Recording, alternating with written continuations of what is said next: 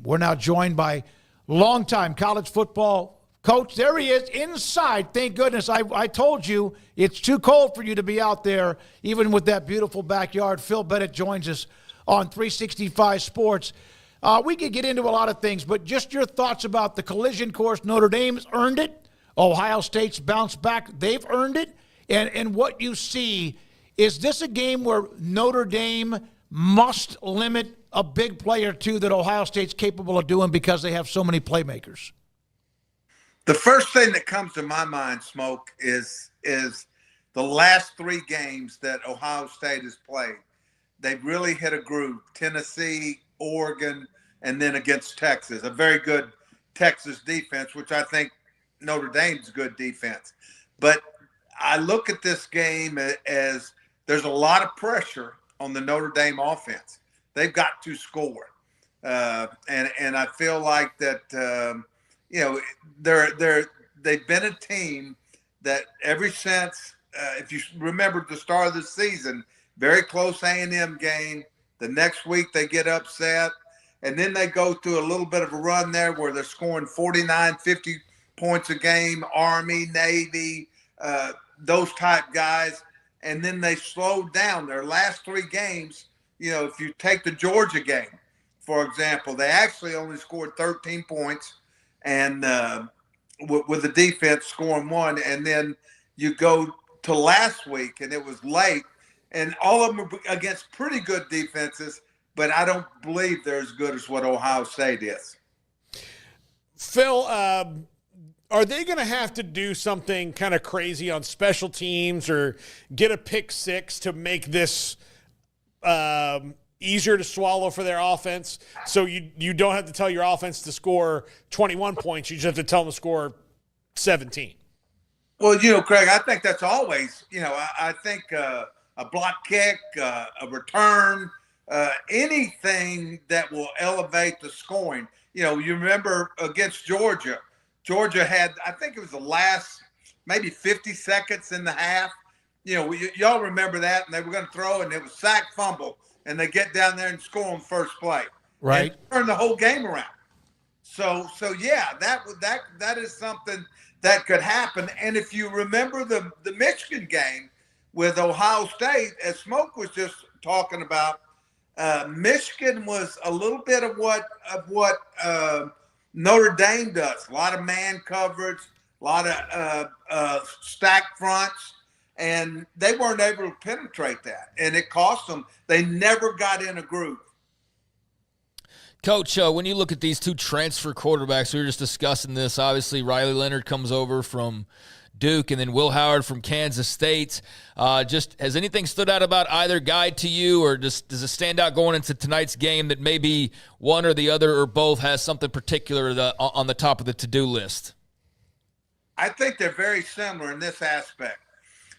They're winners, number one, and both of them are guys who can extend plays. I wouldn't say either one of them have just rocket arms, but they're winners. They do things that help teams win. I have a history with K-State, and a lot of people up there are wondering, just for the season, what would he have been for K-State this year? Avery was good, not great, still makes a lot of mistakes. I think they were 9-4, which is a great record, but where would they have been with Will Howard? And I can help you with that. He was pushed out. He was told, Avery's going to be our quarterback. And I'm sure that's a tough decision. I know they loved him up there. He's a great kid. And then, of course, the situation at Duke with Mike Elko leaving, going to A&M. Riley, said, I want to go somewhere that I can make a difference. And he picked a very good place, and he's taken them, to the national championship. So I think both of them are really good stories. I think they're both super competitive. I think they're winners, and surrounding people. I think obviously Will has a few more guns, bullets around him. Doesn't mean that Notre Dame can't, because they can. That when they needed to make a play, they've done it. So I'm looking for a close, interesting game. Phil, when you played in the 70s at A&M, there were, I believe, 11 games. There was no conference championship game, and then if you were good enough, you got to play in a bowl game, and that was it, whether you played in the Gator Bowl or you played in the Cotton Bowl, whatever. 12 games. This will be their 16th game for both teams. Wow. And somebody earlier mentioned that if Texas had been in it, it would have been their 17th game. Wow. Can you try to put into words? Know what it's about, Smoke. To be your best requires commitment, dedication, and intensity. It's what defines elite athletes and inspires Airwave to find new ways to optimize your performance. Introducing Airwave Recovery, a mouthpiece designed to work while you sleep to further unlock your potential. Airwave Recovery features our patented reflex technology, small, integrated bumps uniquely positioned to activate your tongue's natural response. Your tongue will instinctively move forward, opening your airway and improving your quality of sleep. And thanks to our patented fitting material and a purpose-designed support wall, you'll enjoy a secure, comfortable fit all night long. With Airwave Recovery, you sleep better and recharge faster. Airwave Recovery, recharge your potential. Well, it's about money. It's about the money, the television. I told somebody I was on a show here when A&M played. My last game I played in college was against USC, and we played them in the Bluebonnet Bowl. And at that time, I went back and looked it up. There were 10 bowl games. 10. I mean, you had to be good to go to a bowl game. And one of the bowl games was the Tangerine Bowl. Mm-hmm. I believe at the time that was in Orlando was for the Power Four, the Miami of Ohio's, and that's where they played their bowl game. And so there wasn't many bowls, and it was a big deal. And you played 12 games, and you played 11, and you were lucky to play 12. Never had any conference championships, and these guys, it's been one of the things academically and for coaches for recruiting and now with the portal, I mean, it's a 24/7 job. No, it is. To think about an extra 4 or 5 games on top of that, and the grind of the players, but also on the coaches too. Phil Bennett with us on 365 Sports tonight. Ohio State, Paul, and Notre Dame. Phil, Ohio State and Notre Dame, they're deep at running back. And they both kind of like Travion Henderson, Quinshon Judkins, big-time guys. Jeremiah Love is outstanding and is playing through some injury. How much do you expect to see that position affect the game, maybe more than the wide receivers that everybody's talking about Ohio State has? Paul, I go back to last week, with a screen pass, and then also with the kid from Ole Miss getting a couple of crucial first downs. I think the running back position is going to be huge. Now, you also go back, you remember in the Indiana game, I think number 4, what's his name, had a 97-yard run. Yep, Love. Yep. So there's a lot of potential. And it's going to be interesting. The game's going to be inside. Notre Dame played Penn State outside, but they played Georgia, inside. So there's a lot of variables that's going to happen. And I think whoever can get off to a good start really has the advantage. I really believe that. I think, and the key to that is got to be really good defense. Phil, from the time you played at A&M and all those times you've coached elsewhere throughout the country, did you ever play against or coach against Notre Dame? Oh, yeah. I was involved when I was at Pitt. I was involved, I believe it was 2008 or 9. We played the longest game in the history of Notre Dame and Pitt, 5 overtimes. And at the end of the regulation, it was 17-17, and we went 5 overtimes. This when I write my book, this will be one of the stories. And they had some really good receivers, and they were good. Our quarterback gets hurt, so we're playing okay. And our coordinator and Dave Wanstead decide to put Shady McCoy into Wildcat. This was before Art Browse did it.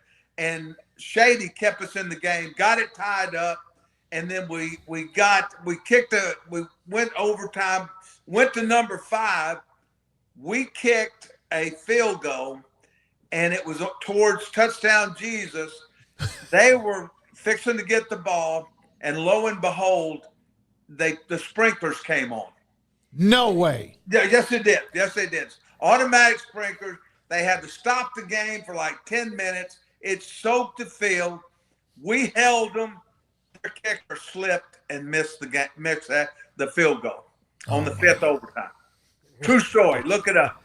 Yeah, see, that's the kind of stuff now that social media would implode with something like that. But those are stories that you write a book about that could have happened in the 50s at Notre Dame or the Boston Garden or things like that. Was Shady McCoy as crazy at Pitt as he is now?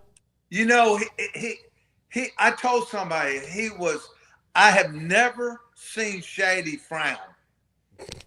Yeah, I take that back. One time he was late for the bus, and Dave tore his ass up, and he frowned. Just for a minute, though. I mean, he's one of those guys, he makes everybody better. And he's super talented. I'm throwing some random things at you because the game's obviously tonight, but in all the years you coached, did you ever get contacted or did you ever have interest in being a part of the NFL as a coach? Oh yeah, I was offered. I was offered actually 2 coordinator jobs in the NFL, and before I came to Baylor, I was going into the NFL as a coordinator. Had sort of accepted the job, and you know, just one of the things I call some of my former players, and I ask them, you know how I coach, and one of them. And I'm going to tell you who it was. It was Terrence Newman. I asked Terrence, I said, Terrence, do you think I could be a good NFL? I knew the X's and O's. It's easier, X's and O's, I promise you. It's more about the players at that level. He said, Coach, no doubt. He said, they don't want BSers. They want somebody that's going to help them keep making money and who will keep them in the league. And he said, you would, he said, and you know, at the time, Mike Zimmer was coaching him. So he said, you would be just like Mike Zimmer, which I took as a compliment. I like Mike. And Dad told me the same thing. He said, Coach, as long as you could, you were, with your knowledge and your commitment and your passion, he said, now, if you come out and you're trying to bullshit them, he said, they'll rub you off in a second. So, but I always felt the closeness. I liked the college game the way it was. And I knew more people in that area. You know, when I took the job, I told Art, I said, I'm not interested. I've got a situation. I'm going. He said, well, I'm coming to Birmingham anyway. And when it was over, I mean, besides him, I mean, I wanted to work with him because I wanted to do something as I got older. I wanted to do something that I could remember. And you know, I think even to this day, 10, 12 years later, people appreciated what we did at Baylor and the championships and the relationship with those guys I wouldn't have. So I think I did the right thing. You and Terrence Newman. He likes the Terrence Newman. I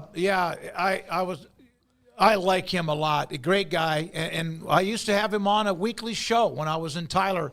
He was somebody that came on, and then I just got to know guys like he and Marcus Spears and others during that time. But Terrence Newman, my goodness, that was it. What was his recruitment like? Well, let me tell you how it was.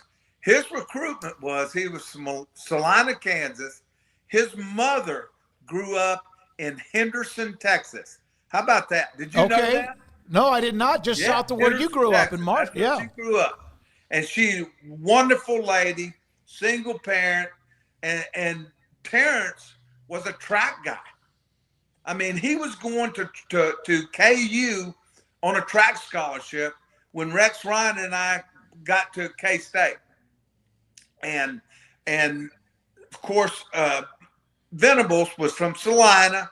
He had started looking at him, was trying to get people to take him. And, he was really, and Mike and Venables had known some people. So we jump in, and he was as raw a player as I've ever had. I remember after early on, I knew he was fast, but he didn't know football. He really hadn't played that much, but he had a work ethic that you sat there. And I told him, I said, you're not even close. I said, but with your attitude and your commitment, you will get there. And he played 19 years. 19 years. He was fantastic. I actually was in Salina, Kansas a couple of different times. They used to host the Women's Junior College National Basketball Tournament. Yes, they did. Sure back did. in the day, for a long time. Let me tell you something about Terrence, too. This is how committed he was. One time, he went out and played golf, and he was playing with the Cowboys. He had never played. And he told me, I think he shot like 125.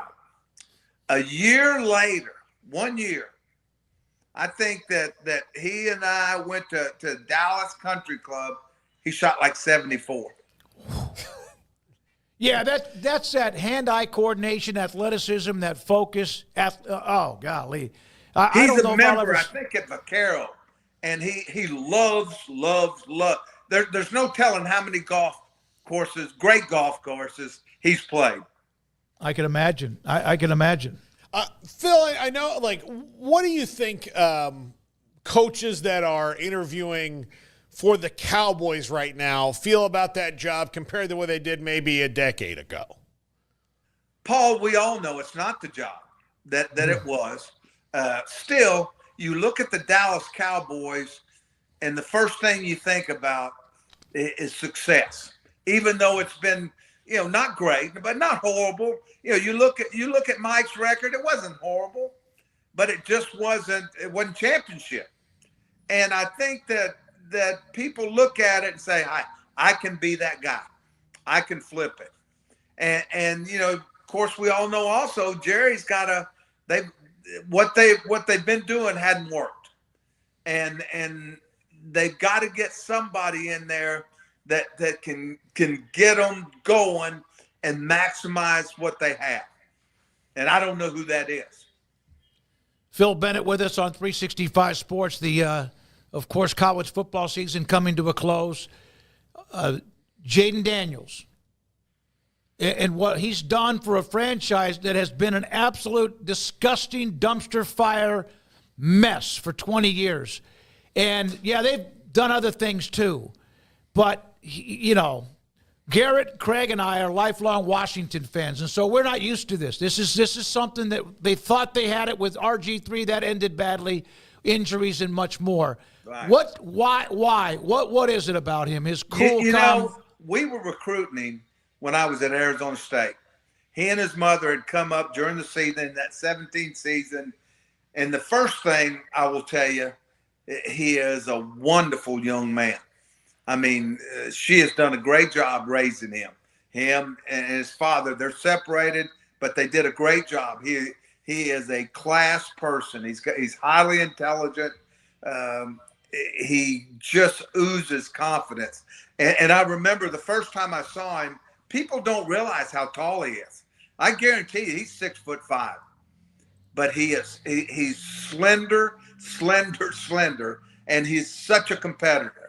The year that I left, he came in, became the starting quarterback, and I'm telling you, he would. You could tell he's once again.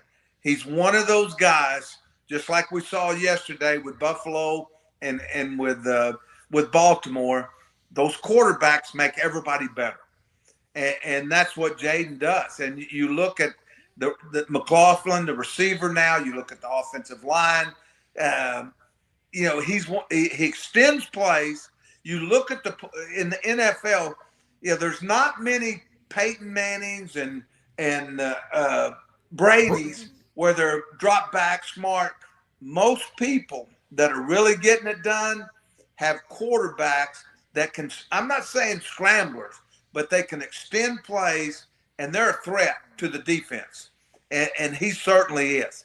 I don't know how much he rushed for the other night, but the threat, Aaron Glenn, who I love and very close to, I talk to a lot, but, they were scared to death. And which it affects what you do in coverage when you're spying and trying to take care of that quarterback.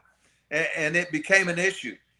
Yeah, he had a zone read where he had 3 defensive players follow him, and he handed off to Eckler, who had like 35 yards because you had receivers split wide, 3 guys worried about him, and you just need one, but he has to make one guy miss, and he did. Think about this, and I've told people this. With those couple of years I was out, I did some consulting with these NFL.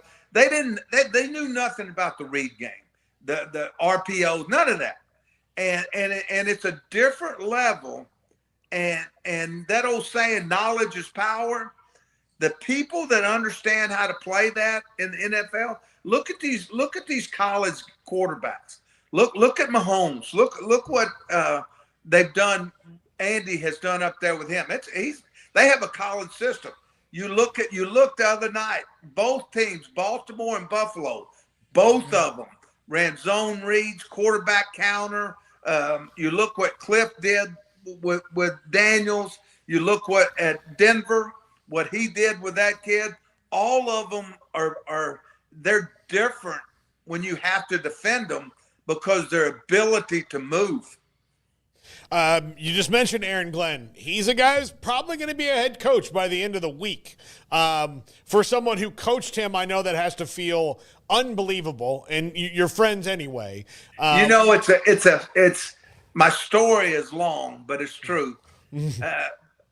I was at Purdue. We had a guy named Bill Michaels that was actually recruiting him in Houston, and he signed with us at Purdue. He didn't make his grades. He went to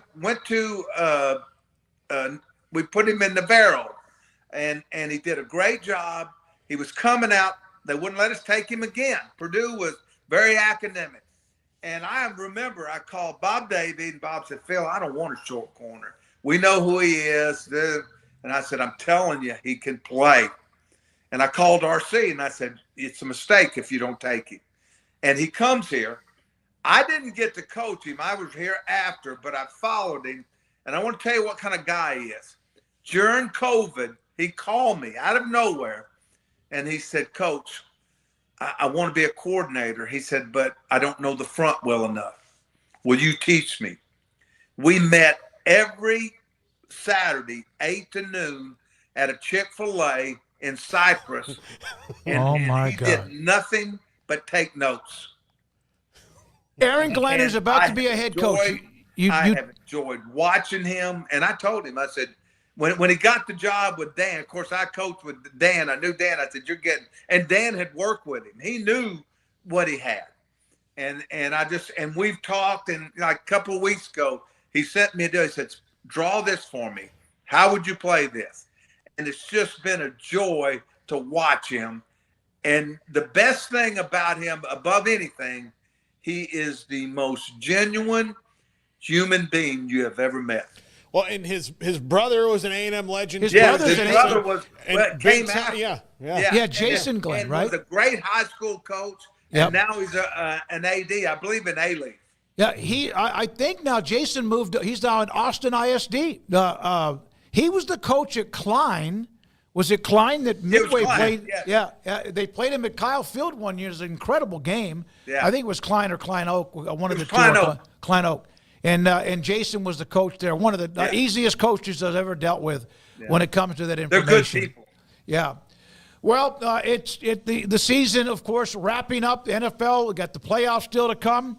And, man, it's cool to just talk to you about a lot of things that weren't just about a specific game. We appreciate all that. Like I said, you guys keep me involved. I enjoy it. Football is a great game with wonderful people, and it's contagious. And I'm not going to lie to you. I'm sad it's coming to an end. Mm-hmm. Me too. Hey, man, we love you, buddy. Appreciate your time, guys. Coach. Thank you. Talk to you later. Phil Bennett, 47 years coach.